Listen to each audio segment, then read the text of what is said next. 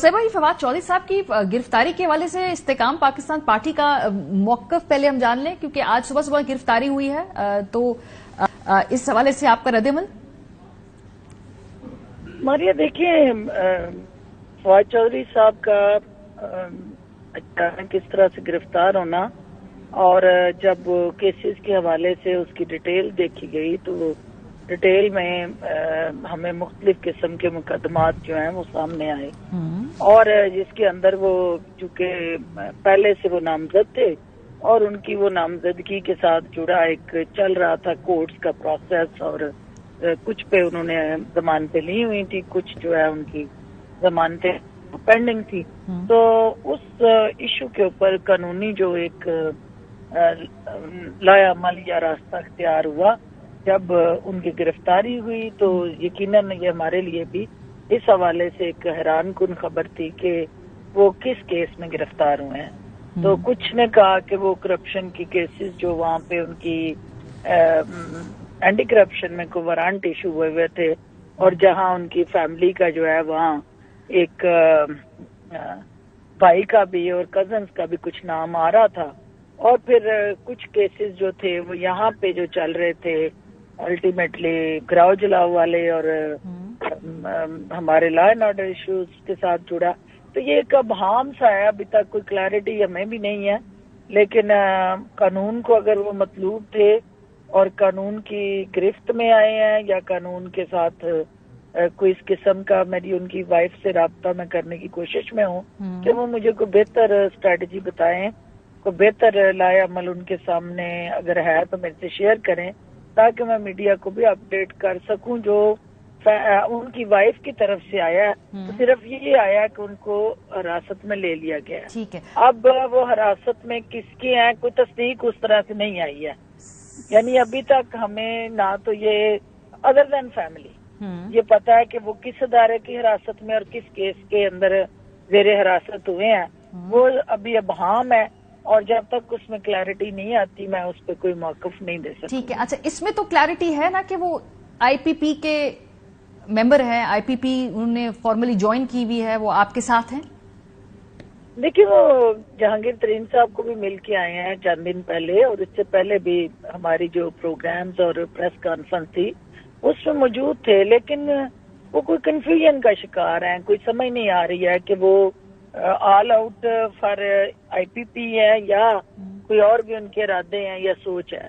तो इस्तेकाम में पाकिस्तान पार्टी से उस वक्त भी वो जब आए थे तो उनका ये मुतालबा था कि मुझे मेरा नाम इसी से उसमें निकाला जाए, नॉन स्टॉप लिस्ट से ना, वो जो नो स्टॉप लिस्ट है उसमें से मेरा नाम निकाला जाए। तो हमारा उस वक्त भी यही मौक़िफ़ था कि ये आईनी और कानूनी जो रास्ता है उसको आपको इख्तियार करना है और ये इख्तियार अदालत का है या हुकूमत का है।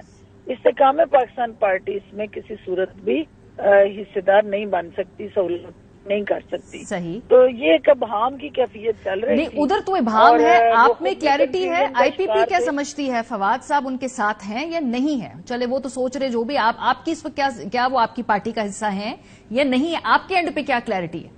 हमारे एंड पे क्लैरिटी है कि उन्होंने हमारे साथ यकीनन रवाबत भी है, पार्टी के साथ उनका एक लीडरशिप के लेवल पे कम्युनिकेशन भी है और फ्रंट फुट पे आके पार्टी के साथ उस तरह से वो खड़े नजर नहीं आ रहे। तो चूंकि जब तक उनके एंड पे क्लैरिटी नहीं होती, हमारे एंड पे तो क्लैरिटी थी, तो हमने जो है उनको वहां बुला के ज्वाइनिंग करवाई थी।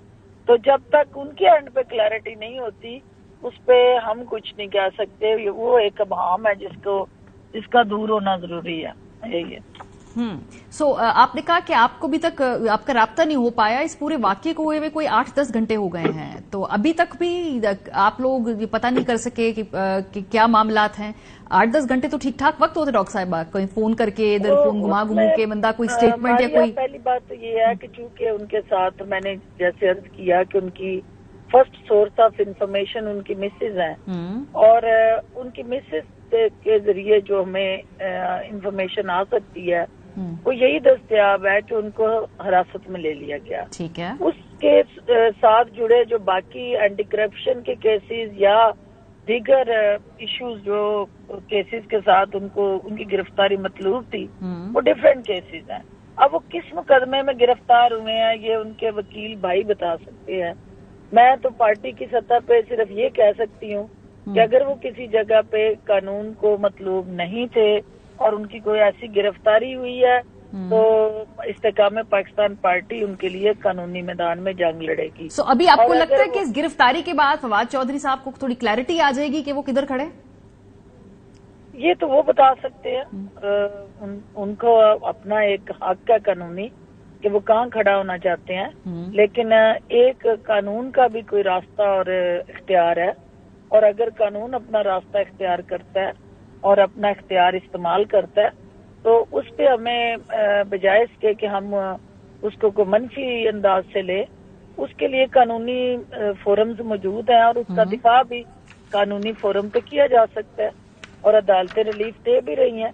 और अगर किसी की बेगुनाह की गिरफ्तारी होती है तो अदालतों ने जमानतें भी ली हैं और उनको फैसिलिटेट भी किया है। तो ये तो खुद कानूनदान है, तो इनको तो नहीं घबराना चाहिए।